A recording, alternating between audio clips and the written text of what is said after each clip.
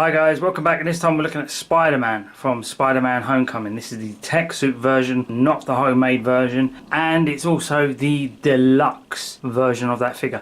Yeah, I've had a few figures come through recently and they've all just sort of piled up. I haven't had time to do anything, just work and sleep and, you know, weddings and all sorts of stuff going on. So I've managed to get around to do this guy. He finally arrived about a week ago, but you know, considering Sideshow told me it was coming in February, that's a bit of a delay as far as I'm concerned. But anyway, I wasn't too suicidal over it. You know, I was in no rush. As long as they got it right, I was more than happy. They for the most part they got it right, but they still got a few things wrong. And even though they've had a delay on this guy, they still messed the head up. I'll get to that in a minute. But anyway, this is all the stuff that he comes with. I've got him in the sort of generic pose, holding his rucksack and firing a web, but he also comes with a whole slew of eyes, including the murder kill eyes here, and lots of different squinty eyes, and big ones, small ones. You can swap them up, change them up, very much like Deadpool. Very good idea. And you also get a whole host of different webs, ones that he looks like he's swinging from, others that he looks like he's firing out, and there's also one that you can take this part of the web here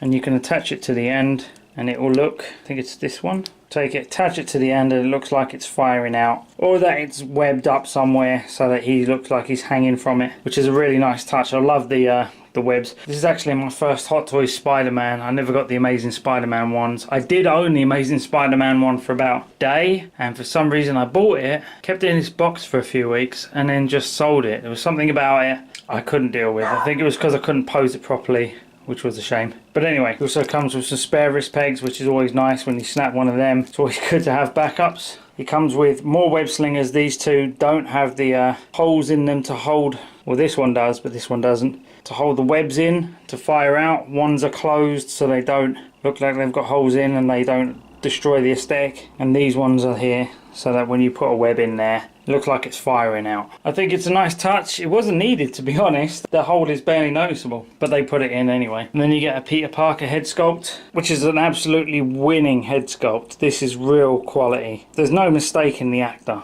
and it's really nice. I'm surprised they had him sort of looking off to the side a little bit, considering they could have just had him facing straight on, and you probably get a few more poses out of him, but it's still a really nice touch. And you get some Spider-Man headphones that he wears in the movie, and a spare mask that when he's got his mask off and he's got the other head sculpt on, he can hold this and make it look like he's just pulled it off. There's no change in it. The eyes don't change, nothing changes, and the hole here is not suitable for stretching this over another head to get another sort of Spider-Man head sculpt or a battle damage version. So there's no point doing that. And he came with a really nice designed Vulture helmet that you can't put it on. There's no neck socket in there or anything, but it's just great to have that lying by his feet, just as a reminder of the villain that we may never get from Hot Toys, because it looks like it was way too expensive to produce. And there's some really nice greens in there, and it shows up really well on camera. It's difficult to see here when I'm not looking through the camera lens, but on the camera lens it seems to be picked up really nice. And there's lovely battle damage chips here, some strapping, and that visor which doesn't move up or down. It's really great. And then of course you have these two wings for under his arms that he uses in the movie. I won't be using them, I don't think, but again it harks back to the comics, but then they also found a use for him to use them in the movie. Part of the deluxe package is this special blue hoodie he gets. It's quite thin, you can see my fingers behind, if you see there, which is actually really good because it drapes, and it sort of, I reckon that will hang really nicely off the back of him, the hood and that. And then of course you get his spelling bee tournament jacket that he wears for a moment in the film, which I think is really good. These are nice additions that can help bolster up like a secondary figure if you want to use that normal head sculpt for a second Peter Parker. One of the problems I had with this though, it's a really nice logo here, look, but one of the problems I had is when you open this up, the seam's torn. It's all frayed away for some reason. I don't know. I've sent them an email. They said they're sending out a replacement. Sideshow sent out a replacement really quickly as well, they replied, so can't complain. And then of course we have the hands. Comes with these really nice closed fist hands, left and right. These open grabby web hands. You can see there's a grip in there. Left and right, no colour bleed, which is really good. Really nice detail in there. He gets two of those left and right. Two web crawling hands. Sort of wall crawling hands, sorry. Left and right again. And he gets these two of these slightly open grippy hands. Slightly open though. and I've got one on him already. So this is the left hand one. He's already holding the right hand one. And two of these web shooters. One's already on him, and this is the second one. And he's pressing down on the web shooter button to fire out the web. Top notch. Amazing textures on these, really work with the fabric, and I'm wondering why they didn't go with this sort of design for the head sculpt, which I'll get to in a minute, because that would have saved a lot of the headaches that they've had with this figure, I think. And this is the Spider-Man base, and basically the Spider-Man base just has the logo with Spider-Man Homecoming on it, and then you've got Spider-Man, and then we've got Peter Parker written there. And it looks like there is some sort of web design here with a spider hanging underneath the name, which is a really nice touch. Again, like I said, I don't use these stands because I use the clear perspex ones, but he comes with a sort of a metal rod sort of posing, like extreme posing, flight pose. It's probably a flight pose pole with a gripper, I think is probably the best way to describe it. He comes with those, but he doesn't come with a replacement crotch grabber, so you can just have him standing there with the crotch grabber on there, which is a real shame because I could really do with using the metal crotch grabber for his clear perspex base, and he didn't come with one. The head sculpt. Okay, let's bring him in a little bit. Now what's really nice is that this actually works with all the different swappable eyes like Deadpool. You can swap them out, change them all over, different eyes, different styles. You can even get them into the murder kill mode that he asked for in the film. Unfortunately, they've gone with a sort of fabric in the head that moves around. So partly it's, a lot of people have been saying this middle stitch is a bit of a problem, and it is, because some people have gotten really lumpy ones. But also one of the problems they've got is right here. I had to show this to Sideshow, and they got it, and they said they're sending out a new one, but it looks like a tight ladder where the fabric has been stretched over it and pulled, and it's ended up stretching the fabric and pulling all the texture out of it. So it looks like a tight ladder, and I can see the head sculpt underneath, or the red shape of shiny plastic underneath, and that's really sort of knocked it down a little bit, which is a shame. So I've sent an email to Sideshow, and they said thanks for the reply, we are sending you out a new one. So if you do have problems and you ordered from Sideshow, as long as you take a picture, explain what the problem is. I even circled the damage so that they didn't focus on the seam, because loads of people have been kicking off about the seam, because even when I shared on Facebook pages and I said that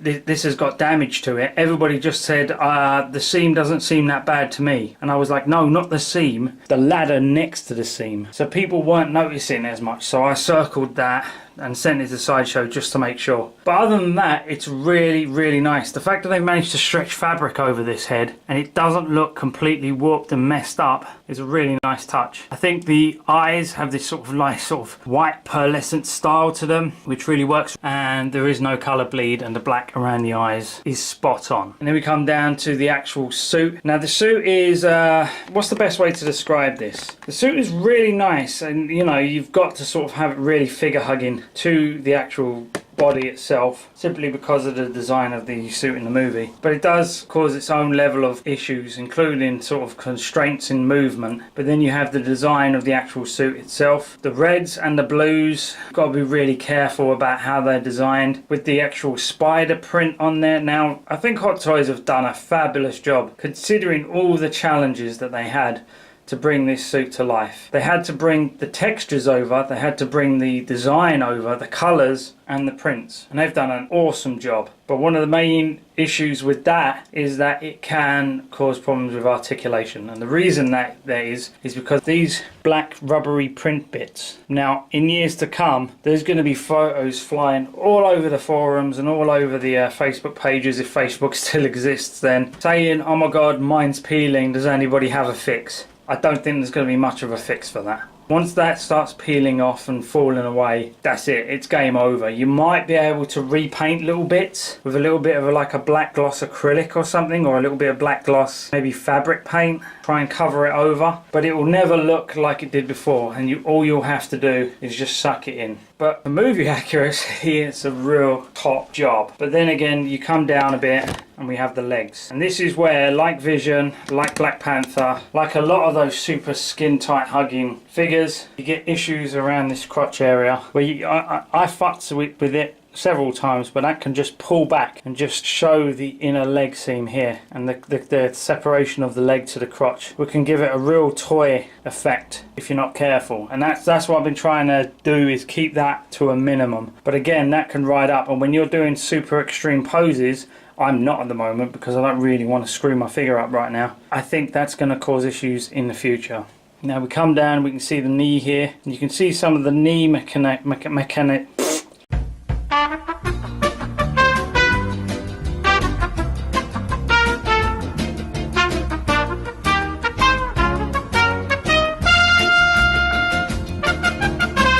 If we come down, you can see some of the knee behind that fabric, and you can see the actual joint pieces, and it's a little bit difficult. I have been futzing and people are saying, we'll just keep pulling it around and moving it and it will go back, but it doesn't. It just shrinks back. It comes back to that shape after a while anyway. And then you come down to the feet, and then we have a little bit of a seam here. I've been pulling at it to try and get that seam out a little bit, but I think it's always going to be there. These are no big complaints. Considering how hard it was to make this figure, I think Hot Toys have done a really top job bringing this all together and it not looking like arse. But there are still minor niggles with it, especially as you can't pose him in extreme poses for very long for fear of causing damage. It was the same with Deadpool. I've got it with Deadpool. I thought he was going to be the one that I moved around a lot and put him in different poses with different characters and took loads of pictures with. But then when I got him and put him all together and put him in a few poses, I pulled back on that idea just because I didn't want to damage the suit too much because of the way